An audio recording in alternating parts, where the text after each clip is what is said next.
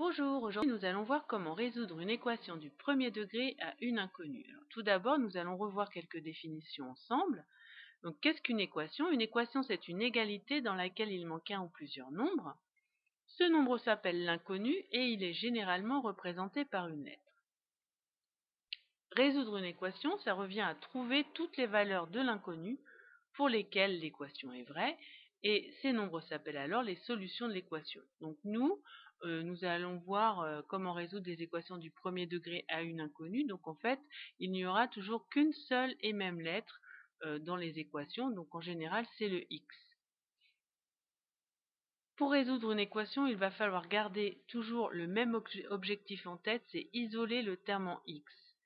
Donc, une fois qu'on aura bien compris ce que ça signifie, eh bien, logiquement, on va réussir à utiliser les bonnes opérations pour arriver à avoir le terme en x isolé tout seul.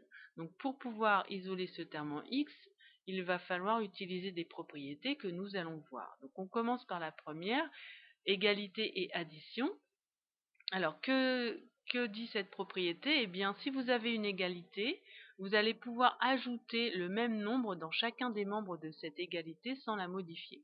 On va pouvoir aussi enlever le même nombre dans chacun des membres sans changer cette égalité. Donc, vous voyez là, par exemple, si A est égal à B, alors je peux ajouter le nombre C dans chacun des membres.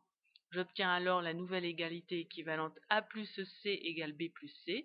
Et je peux aussi enlever le nombre C dans chacun des membres. J'obtiens alors la nouvelle égalité A moins C égale à B moins C.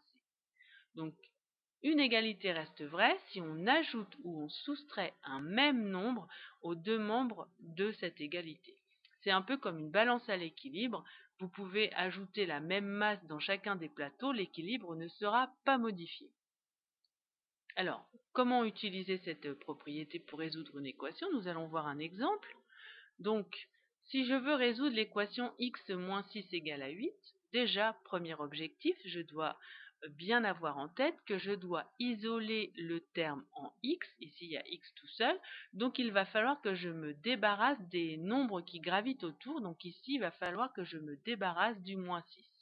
Donc logiquement, quelle opération vais-je devoir faire pour avoir 0 à la place de mon moins 6? Eh bien tout simplement, je vais ajouter 6.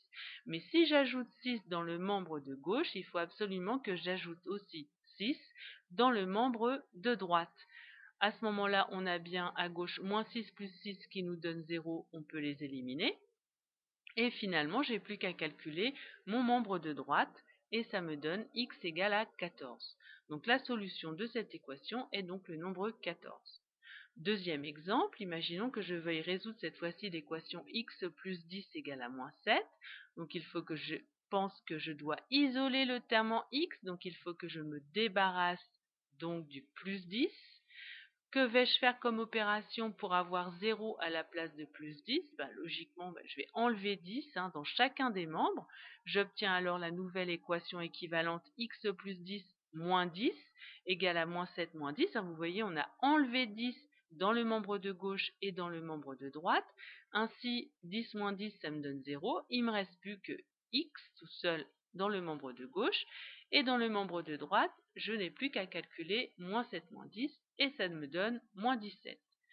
L'équation est résolue, la solution de cette équation c'est donc moins 17. Passons maintenant à la deuxième propriété que nous devons connaître pour pouvoir faire d'autres résolutions d'équations. Donc cette propriété concerne les égalités, les multiplications ou divisions par un même nombre non nul. Alors, on va prendre trois nombres avec le nombre c différent de 0. Pourquoi différent de 0? Parce que vous allez voir que si je multiplie chacun de mes membres par 0, je les élimine, ça fait disparaître mon équation, et je ne peux pas diviser par 0, d'où l'explication du c différent de 0. Donc vous voyez, si j'ai l'égalité a égale à b au départ, eh bien qu'est-ce que j'ai le droit de faire? Eh bien je peux multiplier chacun de mes membres par le nombre c. Donc si je multiplie le membre de gauche par c, j'obtiens a fois c. Et si je multiplie le membre de droite par le nombre c, j'obtiens b fois c. Donc, autre égalité équivalente, A fois C égale à B fois C. Et j'obtiens la même chose si je divise par C chacun de mes membres. Donc, j'obtiens alors A divisé par C égale à B divisé par C. Donc, la propriété s'énonce ainsi. Une égalité reste vraie si on multiplie ou si on divise par un même nombre non nul les deux membres de cette égalité. Donc, le mot non nul, c'est important parce que sinon, ça n'a pas de sens. Nous allons voir deux exemples. Donc le premier, on va résoudre l'équation 9x égale à 27. Donc toujours avoir en tête isoler le terme en x. Donc vous voyez là j'ai 9x. Alors si on se ramène à un problème de la vie de tous les jours, ça pourrait ressembler à un petit problème du genre j'ai 9 paquets de bonbons qui me coûtent 27 € et je cherche à savoir le prix d'un seul paquet de bonbons. Bon logiquement vous allez savoir qu'il va falloir diviser par 9. Là, on veut bien se débarrasser du 9 pour avoir le x tout seul. Et donc, comme 9x, c'est 9 fois x, on va diviser les deux membres par le nombre 9. À ce moment-là, 9 sur 9, ça me fait bien un seul x, ce que je cherche. Et puis, j'ai de la chance, dans le membre de droite, ma division par 9 tombe juste, ça me donne 3. Et donc, la solution de cette équation est 3. Si jamais votre division ne tombait pas juste, surtout ne jamais arrondir, mais donner la valeur fractionnaire irréductible. Alors, deuxième exemple, cette fois-ci, j'ai x divisé par 5 qui est égal à moins 3. De quoi dois-je me débarrasser pour avoir x tout seul? Du divisé par 5. Et donc, pour obtenir un seul x, vous voyez bien que pour avoir 5 sur 5 qui me donnerait 1, il va falloir que je multiplie par 5 chacun de mes membres. Donc là, les 5 s'éliminent. Et donc, j'ai bien ce que je veux, le x isolé tout seul dans le membre de gauche, ou il pourrait être isolé dans le membre de droite, bien entendu. Mais logiquement, on le met plutôt à gauche parce que comme on écrit de gauche à droite, logiquement, on aime bien que le x soit à gauche pour avoir x égale directement. C'est l'explication que j'ai trouvée pour vous dire que souvent le x, il est dans le membre de gauche.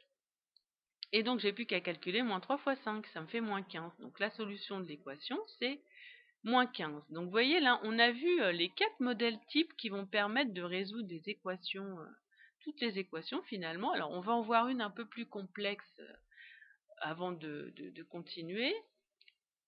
Donc elle va utiliser, la résolution va utiliser les deux propriétés précédentes. Donc vous voyez, je vais vouloir résoudre l'équation 4x moins 10 égale 2. Donc la différence avec tout à l'heure, c'est que j'ai un petit peu de tout. Donc déjà, je repère le terme en x, c'est 4x. Donc en fait, il va falloir que je me débarrasse de ce qui gravite autour du 4x. Et donc c'est le nombre moins 10. Lui, il est tout seul. Il n'y a pas d'inconnu avec lui. Donc la première chose à faire, c'est de se débarrasser du moins 10. Il ne faut surtout pas commencer par vouloir se débarrasser du coefficient du x, le 4. Lui, en fait, on s'en occupe en dernier. D'abord, l'objectif premier qui était au début de la vidéo, c'est l'objectif premier pour résoudre l'équation, c'est isoler le terme en x. Alors, le terme en x, ça peut être x tout seul, quand l'équation est hyper simple, ou alors ça peut être 2x, 3x, 4x, un coefficient avec le x. Donc, à ce moment-là, il faut se débarrasser des nombres tout seuls. Donc là, ici, en l'occurrence, le moins 10. Donc je vais devoir ajouter le même nombre de chaque côté pour faire 0. Donc on ajoute 10 dans le membre de gauche et dans le membre de droite. Comme ça, moins 10 plus 10, ça fait bien 0. J'obtiens alors mon terme en x isolé, 4x, et 10 plus 2, ça fait 12. Maintenant, c'est pas terminé, puisque moi, je ne veux la valeur que d'un seul x. Là, j'ai la valeur de 4x. Donc, il va falloir maintenant se débarrasser du 4, du coefficient. Et donc, comme c'est 4 fois x, pour avoir un seul x, il va falloir diviser par 4 chacun des membres. Donc 4 sur 4, ça fait bien 1. Donc je vais bien avoir la valeur de un seul x. Et encore une fois, coup de chance, 12 divisé par 4, ça tombe juste et ça me donne une valeur décimale, 3. Alors je vous rappelle encore une fois qu'un nombre entier, c'est un nombre décimal. Donc ne soyez pas choqués quand je dis une valeur décimale. Un nombre entier, c'est bien une valeur décimale. Donc ma division tombe juste, j'ai la bonne réponse. Si ça tombe pas juste, je vous le redis encore une fois, on garde la forme fractionnaire. Et donc la solution de l'équation, c'est 3. Donc si vous gardez bien l'objectif premier en tête, c'est-à-dire isoler les termes en x, eh bien normalement vous allez finir par réussir à résoudre vos petites équations. Donc on va commencer par faire des équations hyper simples pour complexifier au fur et à mesure. Donc maintenant, il ne vous reste plus qu'à vous entraîner.